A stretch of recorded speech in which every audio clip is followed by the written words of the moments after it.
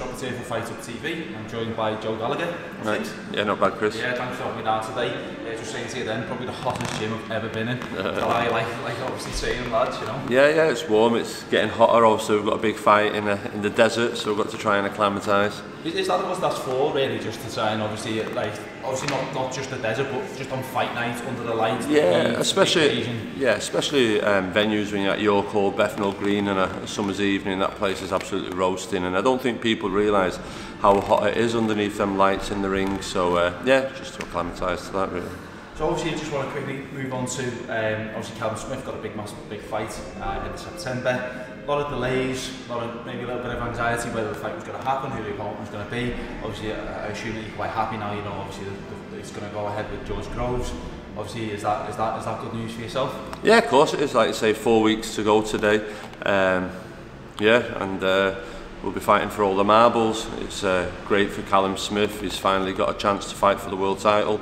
And not only that though, he's fighting the #1 super middleweight in the world in George Groves. And huge opportunity. Callum wins and he becomes the #1 in the world. He doesn't become a world champion and then there's a debate whether it's better this one or that one. He's fighting the #1. Callum beats him, he becomes the #1, plain and simple. And in terms of the preparation for that, because there was a bit of doubt, was it going to go ahead, and obviously because the injury was quite bad to George Groves, how did that affect, you know, the preparation, just in terms of the training regime, and also the mindset of Callum going into it? Was it happening, was it not? Yeah, well, I think contractually wise, they had to give us at least 8 weeks notice of the date. So Callum was always in doing S&C work, he's been in the gym, ticking over. And then once we got the date, it was just like, right, all systems go, foot to the floor. So yeah, it wasn't a case that Callum was out of the gym, he was in the gym and he was doing boxing work. Not as intense, but he was doing boxing work. And are you confident you're going to get, you know, 100% George Groves? Yeah, definitely. George Groves won't go into this and risk everything that's there for him to lose and also to gain. Yeah, he'll be 100% paired, George Groves. Have you ever had a fighter, Joe, that's gone through that sort of trauma and you've had to get him sorted in such a short amount of time? No, not in a fight preparation time. No, I think George's fight was February. This happened September, so it'll be like 7 months since the injury occurred. No, I haven't. No. Yeah, I mean, he seems in confident mood. Obviously, the press conference was last week. He seems in good spirits as well. You know, as a happy fighter, a dangerous fighter. So you know, it looks like you're going to get the 100% George Groves. Yeah. In terms of how you see, you know, the fight panning out, do you see it as sort of a tactical chess match, or do you see it more as, you know, going to war, or a bit of both? I think I think you got there a bit of both. I think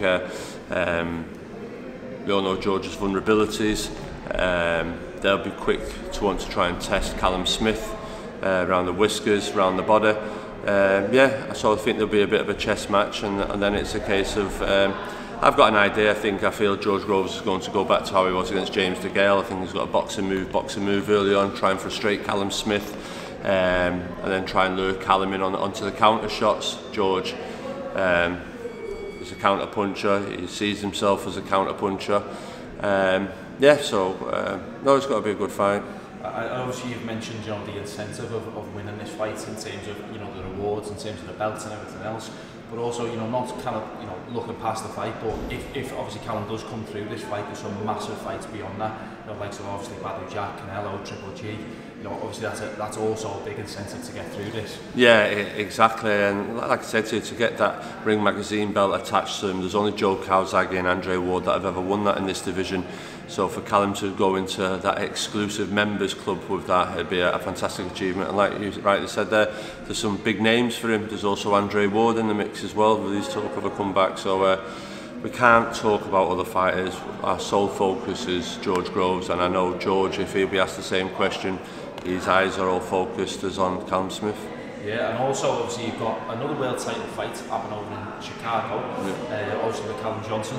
How do you see sort of his you know, experience, you know, coping in that fight? How do you see that fight panning out? Yeah, I think this is a huge opportunity for him. I didn't have to ask him loads of times. First time I asked him, he grabbed his hands off. Yeah, we'll take that fight. That's a huge fight, huge opportunity for him to go over there and fight. To be one of the big punchers in the division.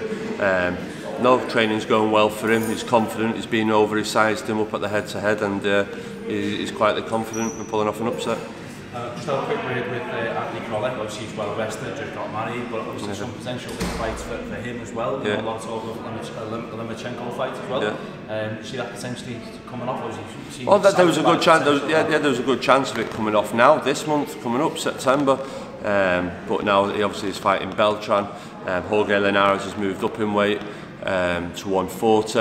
I think Mikey Garcia looks like he'll move up as well. So we're just looking for a big fight for Anthony. We may be able to get a fight for the interim WBA title and then see what Lomachenko does then after that. So the main thing is to get Anthony out in a fight before the end of the year. And in terms of obviously, you know, the World Boxing Super Series, obviously we've seen sort of the back end of you know, Usyk's win and the profile, and obviously what that's done for his profile. Obviously a massive fight potentially on the cards with Tony Bellew.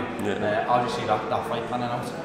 It's a very good fight. I think Usyk's a very good fighter. I still feel that there's a vulnerability to him, but he's very good feet, good boxing brain, and he adapts to each opponent. He isn't the same for each opponent.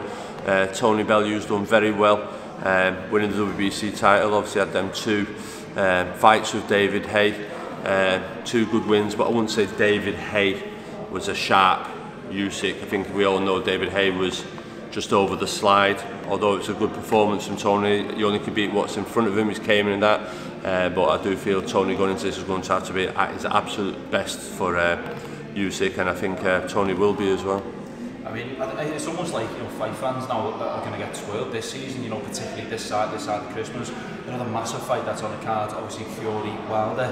Just wanted to ask you a quick question about that, whether you felt it was too soon for Fury to go in, and I mean, based on his last 2 fights, and obviously the inactivity, whether you feel that that's too soon for him to go in? I think it'd be great if he could have got a fight, most probably against Bernard Stavern, somebody like that, give him 10-12 rounds. But Tyson's his own man. He knows how his body is. He knows where his mindset is. He knows what training's going on in the gymnasium, the sparring partners, and if he feels the time's now, then go for it. And who's not to say Tyson Fury can't do it again? He's done it once before, and he can come back and he can do it again. And I think that's the thing with Tyson Fury. I think that the crowd love him because he just goes out there and gives it his best, and he's willing to do that again. He doesn't want to have warm up. He feels if he's ready now after the preparation and then fights, then all systems go. And for one, I'm really looking forward to the fight. I can't wait for it. And just to finish off, there was a fight obviously, you know, very recently this weekend, which divided a lot of opinion really within the boxing world. Pedraza Beltran? No, it's KSI and Logan Paul. I mean, if KSI came into this gym and asked you, you know, would you train him for a professional fight? Would that be something that you would? Well, he has been in the gym. He's done some stuff with Callum Smith in the past. So no, he's we us professionals can't touch him. But if he's a professional, then.